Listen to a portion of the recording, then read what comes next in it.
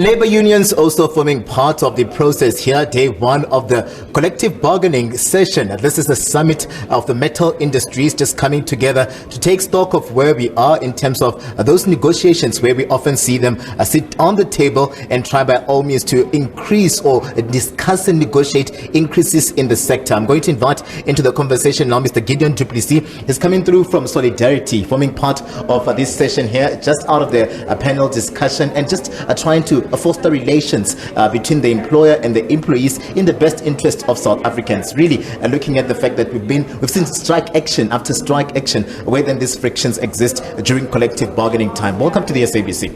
Thank you. Yeah, first of all, what workers want is in the end, wage increase. So, and at the moment we've got such a complicated collective bargaining process where there's so many demands going into the wage negotiations, there's so much positioning, and the model that we're using is the positional model. So we spend 90% of the time haggle around issues that will not make it into the final agreement, and that's a problem, and both employers and unions are making the same mistakes. And so that's the model that needs to change. And I also see it now, the Eskom wage negotiations happening today and tomorrow as we speak. And that's the same old positional model where we don't focus at the core issues, so that's the bread and butter issues, and in the end, we keep on getting a failure of collective bargaining that ends up in strike action where everybody loses. Just mainly looking at the fact that at the center of the frictions between the employer and the workers is the issue of an economy that hasn't been prudent over time. So you'll see the employer trying by all means to safeguard his interests while the employees are talking about the socio-economic challenges that they experience over time. How can we find each other where this economy is concerned, because it's ailing as we speak right now? Yeah, you need to find a balance. So on the one hand, you have the company and the sustainability of the company. You've got an economy that's not growing. You've got workers who are severe pressure. If you look at the latest CPI stats, food inflation is still above 13%, and those are the kind of things that the workers feel on a daily basis. So now you need to strike a balance to make sure the workers get a definitely good increase that will also motivate them, but the other hand, you don't want to negotiate them out of the job where after the negotiations you end up with retrenchments. But you also don't want to have a situation where a lot of the money go to the shareholders and not to the stakeholders who also the workers are. So it's a very difficult balancing act when you go to wage negotiations, but in the end, if there's a proper disclosure of information from both sides, then you tend to get to a settlement a lot sooner, but obviously it also needs to be built on trust. Let's talk then about, go back to the Eskom negotiations. Why do we find unions then pushing for a double-digit, settlement, wage increases when we have this ailing economy like this and inflation, whereby they've been talking about the fact that a government or the employers would come through to offer a less or a below inflation wage offer, but we see them shooting to 15%. Yeah, the thing is, first of all, it's the bargaining model that's being used. So the unions start very high, the company starts very low, so that's a problem. In the first instance, the union's opening position is never the position on which we settle on, but there are also too many sideshows. First of all, we have to hear in the negotiations that debt is the problem, and we need to hear that corruption is the problem, but then they must come and tell us what are they going to do to resolve it, because at the moment the workers now need to pay the price for the high debt of Eskom, for the corruption that's taking place, for the mismanagement. And if they just come with proper answers and excuses, or at least a motivation regarding affordability, we will know and understand that.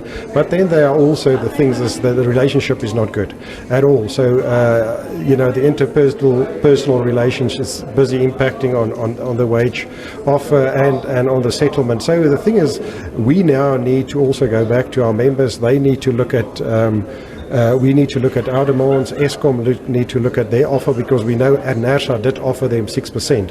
And the reason why they cannot put the 6% on the table from the word go, because they said they need to fund some of the diesel they need to pay, they need to appoint more people. So it's a very complicated process, but we need to find a balance, because it's in the interest of the country to find a balance. And even inter-union, there is a bit of rivalry, and we need to bring that to the end. But, that's the nature of wage negotiations. In the end, we're going to have a settlement, but we're making it much more difficult for ourselves as it's supposed to be. Talks of a bloated wage bill. Could that be seen as an excuse from government not to really offer hikes, according to what the workers are calling for, or that is a genuine concern there where this, wage bill, we've seen it over time balloon and the economy is not able to sustain this? There are 27,000 employees that we represent, but Eskom has got 38,000 employees. So the management average salary is 204,000 Rand a month. So now you go into negotiate where the management are receiving salaries above 3 million above annual salaries. So that complicates the matter. Secondly, under the rate, the salary bill came down with 3.5%, and also the staff complement came down from 44,000 to 38,000. So that is already happening, and so those are the kind of things. So you need to negotiate whilst our members are earning an average salary of 39,000, negotiating with people an annual average salary of 204,000. So you can understand how difficult it is for your members to say, listen, we need to reduce our demand. So, and that's the thing, but then also, obviously, there's also the bailout that they received from Treasury. So all of those kind of things, if it can just be disclosed in a proper manner, then it will also help and assist the negotiations. Gideon, thank you very much for your time and for coming through to the SABC this afternoon. He's coming through representing the workers here. He formed part of that panel discussion. They're really trying to find each other here, and they're going to be using these 2 days to ensure that they craft a path to financial prudence for all of the sectors involved, but saying that theirs is to ensure that they avoid strike action or industrial action at all costs, because no one then gains in that process. So this is an ongoing summit that will end tomorrow, with officials also from government expected to form part of these sessions here. Katlego, Legodi, SABC News in Kempton Park.